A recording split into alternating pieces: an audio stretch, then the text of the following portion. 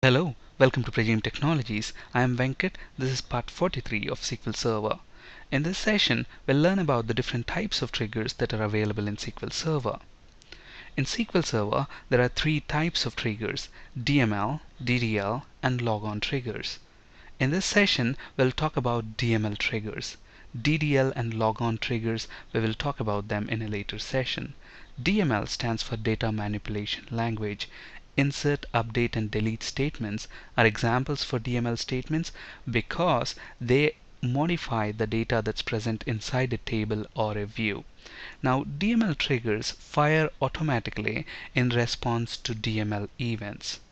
Okay, so since they are fired in response to an insert, update, or delete statement, and these statements can be classified as DML statements, these triggers are called as DML triggers. Okay, now DML triggers can again be classified into two types: after triggers, instead of triggers. After triggers, sometimes they're also called as for triggers. So for or after triggers in SQL Server means one and the same. Now let's understand the difference between after triggers and instead of triggers.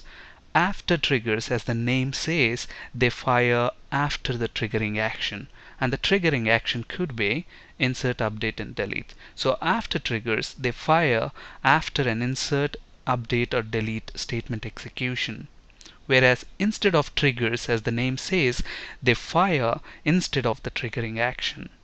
For example, when you try to insert a row into a table, instead of inserting that row into that table, instead of trigger, if there is an instead of trigger, that gets fired. We will be talking about instead of triggers in a later session.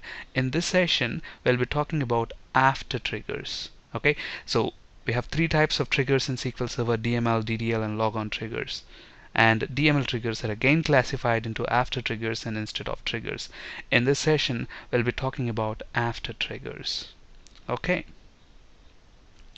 So let's understand these triggers with examples. Okay, so I have this table called TBL employee, which has got ID, name, salary, gender, and department ID columns. Now let's say, from the previous slide, we have understood that, after triggers are again within after triggers we have after insert trigger, after update trigger, and after delete trigger, meaning immediately after an insert statement is executed, we want this trigger to be fired. In fact, triggers can be considered as a special kind of stored procedures that execute automatically in response to a triggering action. Alright, so we have this table TBL employee with these columns. Now let's say whenever somebody inserts a row into this table, that could be directly using a SQL statement or through an application. So whenever somebody adds a new employee into this TBL employee table, I want some audit information to be captured automatically in this TBL audit table that you can see on the right hand side. This audit table has got ID and audit data columns. Now let's say, for example, if I insert a new employee with ID is equal to 8 and let's say whatever his name, salary, etc. So whenever I insert a new row into this TBL employee table, now in the audit table I want a message like this: new employee with ID is equal to 8 is added at so and so date and time. Okay, so I want the ID of the person that you have just added and at what date and time you have added that employee. Okay, so I want to capture that information. So how can I do that? I mean, obviously we can make use of a stored procedure to do that, but the easiest way to achieve this is to basically associate a trigger with this TBL employee table. As soon as the insert statement is fired, is executed on this TBL employee table, I want this trigger, after insert trigger, to be fired, which will capture the ID of the record that you have inserted into this table and then the date and time, and log that or insert another row into this TBL employee audit table. Let's look at that in action. That would be much easier. Right, so here we have a trigger. Now look at this. Whenever you're creating a trigger, you create a trigger for a table and for a specific event. Okay, now for this example we want to create a trigger on this table TBL employee for insert event, because as soon as a new row is inserted into TBL employee, we want to log the audit information.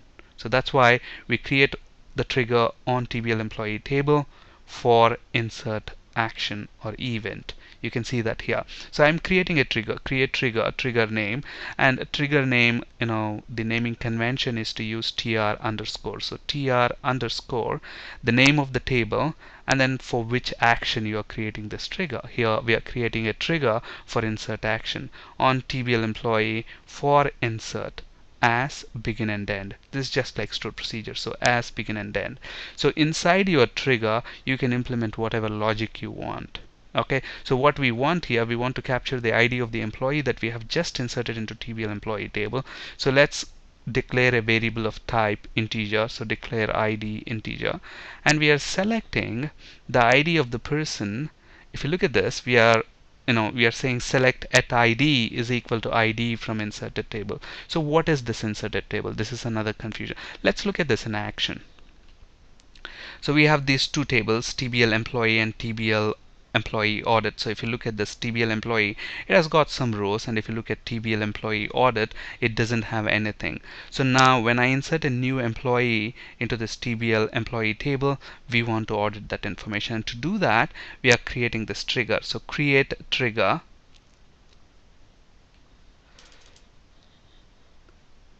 trigger name on this table for this action, okay, as begin. So now before we actually have any kind of logic, let's comment that lines, and let's comment everything in the trigger. So all I'm doing here is I'm saying select star from inserted table. Okay, so we are creating a trigger here on the employee table for insert action. And what is this trigger doing? This trigger is selecting all the columns and rows from a table called inserted. Okay, so in a bit we'll understand what this table is. So let's create this trigger first. So create trigger name. So execute command completed successfully. So this trigger is created. So we created this trigger on TBL employee table. So go to TBL employee table, refresh triggers folder, expand that, you should see that trigger there. So now since this is created for insert action, so as soon as we execute an insert statement into TBL employee table, so let's execute this insert statement, what should happen? This trigger should fire. And what are you telling this trigger to do? You are telling it to select all the rows and columns from inserted table. Let's look at what's going to be there in inserted and inserted table. I press F5, look at what's happening. Okay, so when you executed insert into TBL values, you are actually inserting a row into this TBL employee table. When you did that, so this row with ID is equal to 8, that is inserted into TBL employee table, which is good. Okay, but then look at this, it has selected all the rows and columns. In the trigger you told, okay, select star from inserted, so it has selected that row from a table called inserted. Okay, and then let's actually do this. So if you look at this, ID is equal to 8, name Jane, salary is so and so, and the gender is female. Now let's actually select from the employee table. So if you look at the employee table, it's exactly a copy of that row. So what is this inserted table? Where did this come from? Now, inserted table is a special table that is, used by triggers, and this table is only available in the context of a trigger. Okay. Now, whenever you insert a row, into TBL employee or any other table for that matter, SQL Server maintains this magic table called inserted table, which retains a copy of the row that you have inserted into that table, into the actual table. Here on the on clause we specify TBL employee table. So when you insert a row into this TBL employee table, SQL Server behind the scenes creates a table called inserted in memory, and a copy of the row that you have just inserted into this TBL employee will be maintained in this inserted table. And then this inserted table can be accessed inside the context of a trigger. Okay, and then you can inspect those values. If you want to roll back, you can roll back those changes, or if you want to audit information, you can capture that. Okay, the reason why we have selected all the rows here is to just demonstrate to you guys how actually the inserted table looks like. And if you remember, the inserted table structure was identical to the structure of this TBL employee table. So two things to keep in mind. The inserted table structure is identical to the structure of the table on the on clause here, in this case TBL employee. And this inserted table, it's a special table created by SQL Server for the purposes of triggers. So it's available only within the context of a trigger. If you try to access that outside the context of a trigger, you will get an error message. So let's try to access that. Select star from inserted, press F5, invalid object name, and that makes sense. Okay, because inserted table is a special table that's available only within the context of a trigger. Alright, so we know what is this inserted table.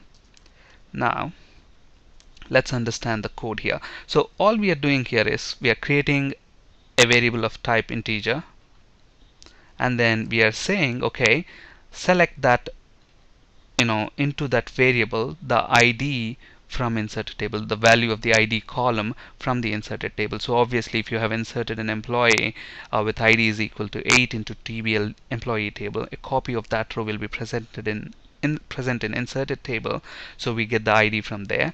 And then finally what you're doing is, since we want to capture the audit information, we are saying insert it into TBL employee audit values. And if you look at the TBL employee audit table itself, it has just got two columns. One is the ID column, which is identity, so we don't have to supply a value for that. That will be automatically computed by SQL Server when you insert a new row into this table. And then the audit data itself. So audit data, what is that? We want a message, something like this: new employee with ID is equal to whatever is the ID is added at date and time. So this is static text, new employee with ID is equal to, and to that, using the plus sign, we are concatenating the ID that we have retrieved from the inserted table. And since ID is an integer variable, we want to cast that to nvarchar if we have to concatenate that to this static text.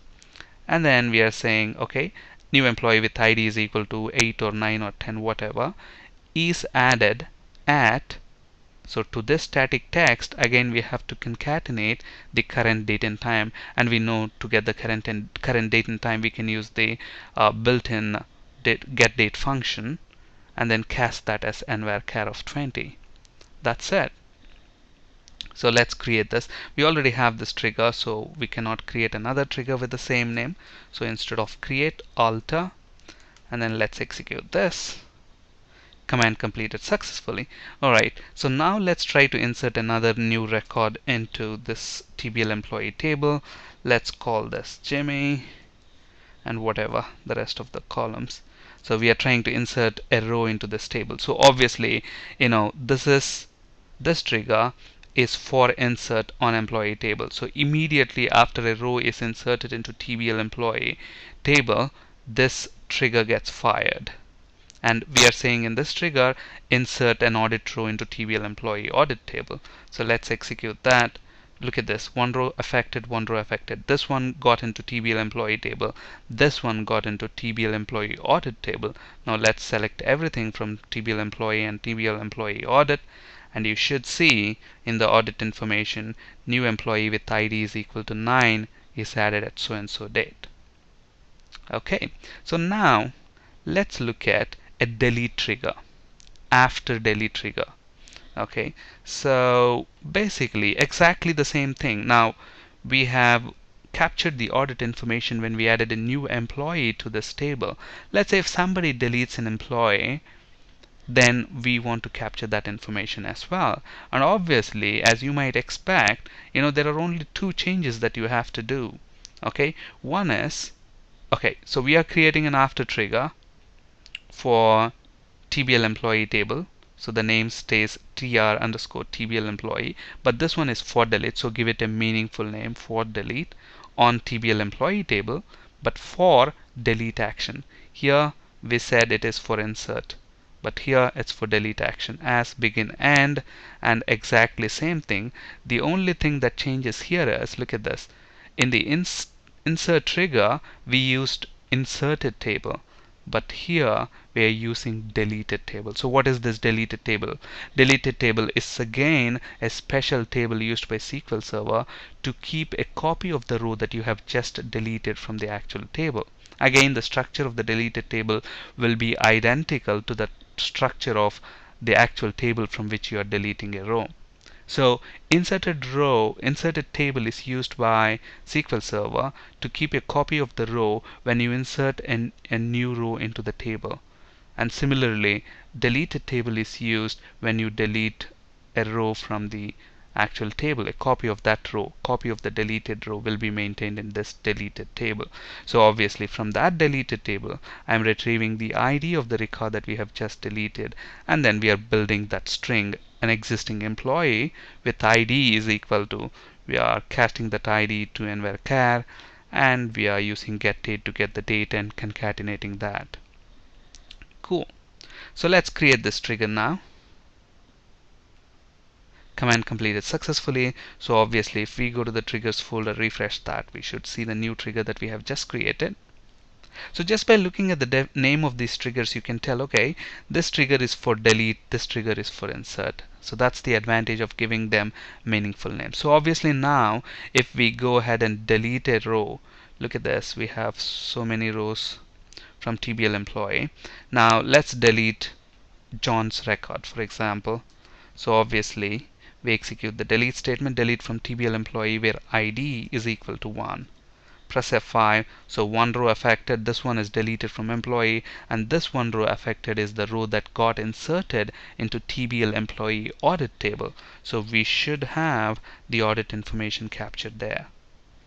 So an existing employee, if you look at this, with ID is equal to 1, is deleted at so and so date and time. So this is an after insert trigger, after delete trigger. Okay, they are very much identical except that here you specify for delete and here you say for insert, and in the after insert trigger you make use of inserted table, in after delete trigger you make use of deleted table. If it is an update, you make use of both inserted and updated tables. We'll talk about updating, capturing audit information when you update a row in our next video session. On this slide you can find resources for ASP.NET and C# and SQL Server interview questions. That's it for today. Thank you for listening. Have a great day.